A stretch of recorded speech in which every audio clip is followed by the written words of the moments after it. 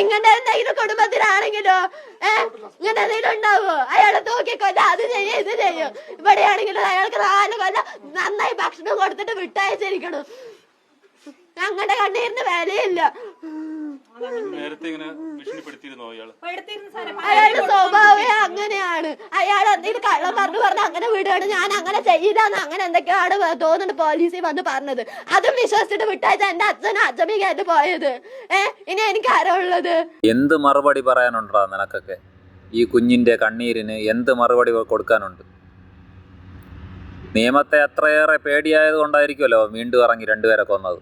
നിയമത്തിനോട് അത്രയേറെ പേടി ഉണ്ടായിട്ടാണ്, ആദ്യത്തെ തവണത്തെ കൊലപാതകത്തിൽ അത്രയേറെ ശിക്ഷ കിട്ടിയത് കൊണ്ടാണ് അവൻ വീണ്ടും ഇറങ്ങി 2 പേരെ കൂടി കൊന്നത്. ഭരണരംഗത്തിരിക്കുന്നവരും നിയമം നടത്തുന്നവരും എന്ത് മറുപടി പറയാനുണ്ട് ഇതിന്? ഒരേ ഒരു തവണ നിങ്ങൾ ജനാധിപത്യം എന്ന ശക്തി, ഒരൊറ്റ തവണ മതി, ഒരേ ഒരു തവണ നിങ്ങൾ ജനാധിപത്യം എന്ന ശക്തി ഞങ്ങൾക്ക് താ. ജാതി, മതം, രാഷ്ട്രീയം ഇവയൊക്കെ മാറ്റി വെച്ചേക്ക്. മാറി മാറി നിങ്ങൾ വോട്ട് കൊടുത്തിട്ടും അവരെ കൊണ്ട് സാധിച്ചോ? ഇല്ലല്ലോ.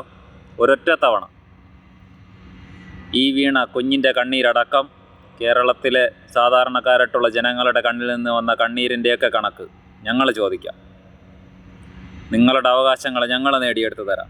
ഒരൊറ്റ തവണ മതി, ഒരൊറ്റ തവണ. ഒരു ഭാഗ്യക്കുറി എടുത്ത് പരീക്ഷണം നടത്തുന്നത് പോലെ.